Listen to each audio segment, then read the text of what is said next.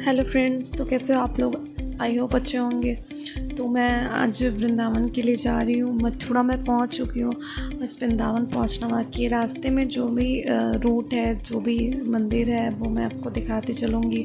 Root कैसा है, वृंदावन में आने के बाद, मथुरा में आने के बाद एकदम अजीब फील होता है कि कब मैं वृंदावन पहुँच जाऊँ। तो इस तरीके से तो पूरे रोड की मैं वीडियो बना लेती हूँ, फिर आप लोग को आगे मैं बताती हूँ कि मैं कहाँ कहाँ गई हूँ।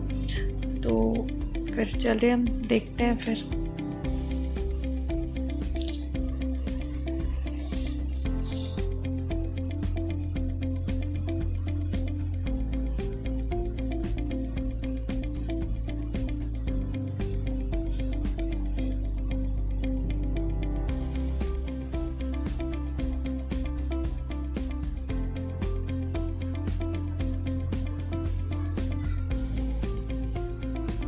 मथुरा से वृंदावन जाने में लगभग 1 से 1.5 घंटा लगता है, और जो कि बहुत लंबा रूट है।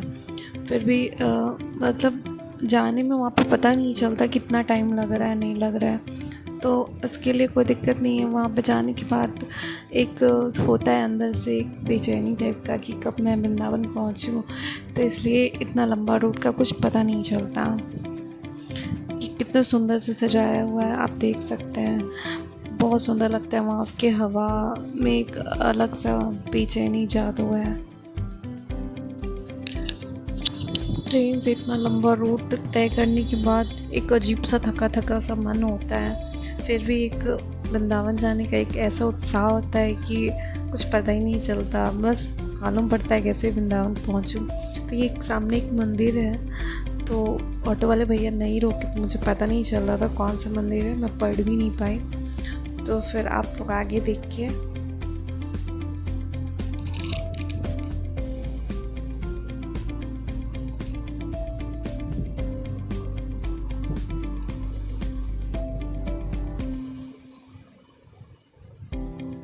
तो हम लोग वृंदावन पहुंच चुके हैं, तो अब मैं कल आपसे मिलती हूँ।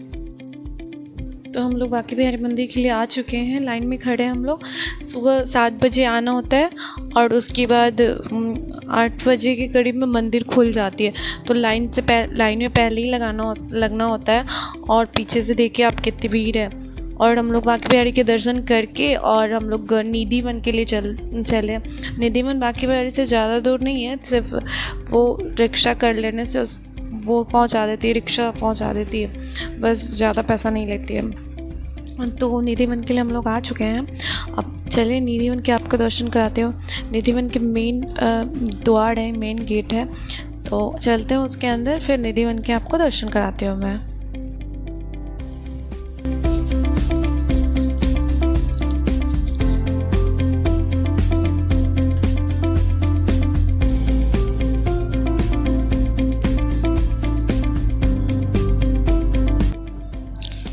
तो चलिए हम लोग निधिवन के अंदर आ चुके हैं, और निधिवन के अंदर पूरे जाली से घेर दिया गया है।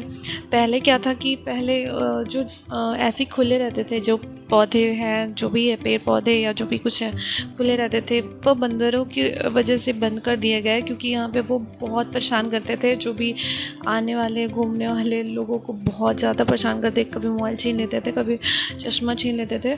खैर अभी भी कभी कभी परेशान करते हैं, बट उतना ज़्यादा नहीं।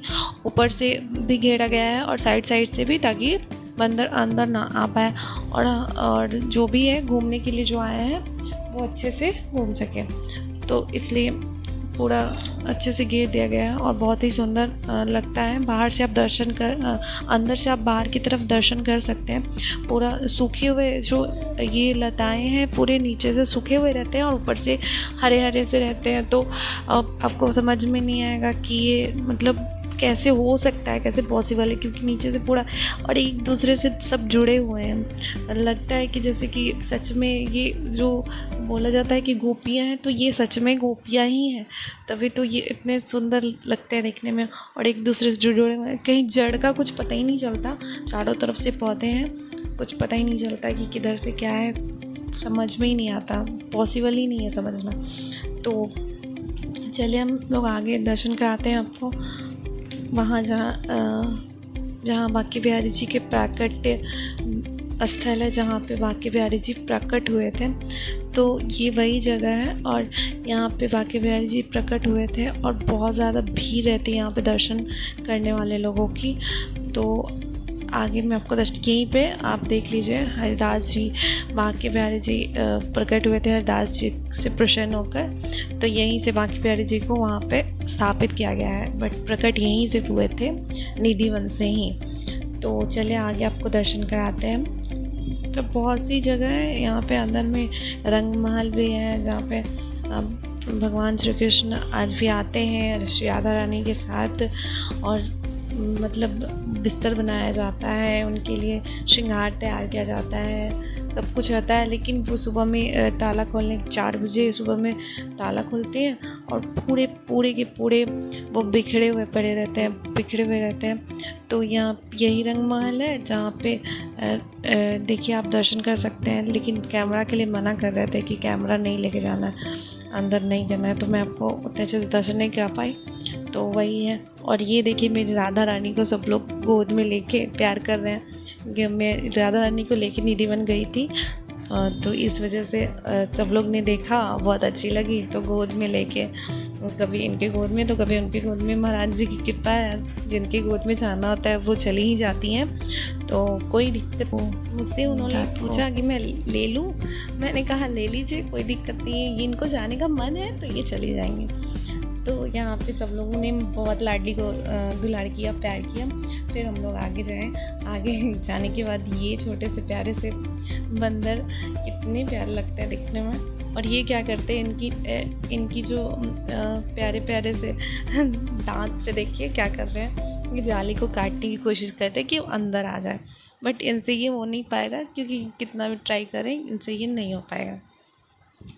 तो चलिए फिर आगे बढ़ के आपको दिखाते हैं, थोड़े से इन्हीं को देख लीजिए अच्छे से, बहुत प्यार लगते हैं। और कभी कभी ये चश्मा किसी का ले लेते हैं, कभी मोबाइल ले लेते हैं। तो मोबाइल तो खैर अब नहीं ले पाते हैं क्योंकि वो ये, लेकिन चश्मा कभी कभी कहीं से आके, तो यहाँ पे आपको आने के बाद चश्मा उतार के ही आना पड़ेगा, क्योंकि चश्मा पहनने से वो निकाल लेते हैं चश्मे को। तो ये देखिए आप देख रहे होंगे सामने से इतनी सुंदर लताएँ हैं, देख के तो बहुत प्यार आता है, इन पर मन करता है टच करें, छुएं इनको, और इतने प्यारे लताएँ। तो मैंने थोड़े से वहाँ पे सेवा की, थोड़े से झाड़ू वगैरह लगा के साफ़ सफाई की, सेवा की। तो सेवा करने से अच्छा होता है, कहीं भी आप जाइए तो सेवा करनी चाहिए। महारानी जी के स्थल पे, या महारानी जी का घर ही है ये, वो हम पे कृपा करती हैं, तभी हमें वृंदावन आने का अवसर मिलता है, सबको नहीं मिलता है। हम पे जो कृपा करती है उन्हीं को मिलता है, तो इस वजह से उनकी कृपा ही है हम पे, तो हमें उनका उपकार मानना चाहिए।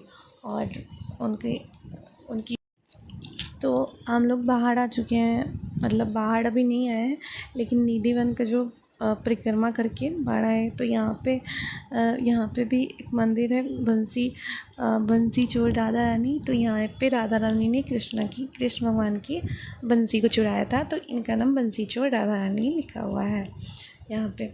तो फिर यहाँ पे बहुत ज़्यादा भीड़ रहती है, तो अंदर जाने का थोड़ा सा प्रॉब्लम होता है, तो आप लोग इसको इग्नोर कीजिए, क्योंकि बहुत ज़्यादा प्रॉब्लम थी, भीड़ बहुत ज़्यादा रहती है और लोगों को लगता है कि मैं आगे जाऊँ। तो फिर हम लोग बाहर आ चुके हैं, तो ये निधिवन का परिक्रमा यहीं पे ख़त्म होता है। तो ये किया हम लोगों ने निधिवन की परिक्रमा, हम लोग बाहर आ चुके हैं। मिलते हैं आपसे नेक्स्ट ब्लॉग में, तब तक के लिए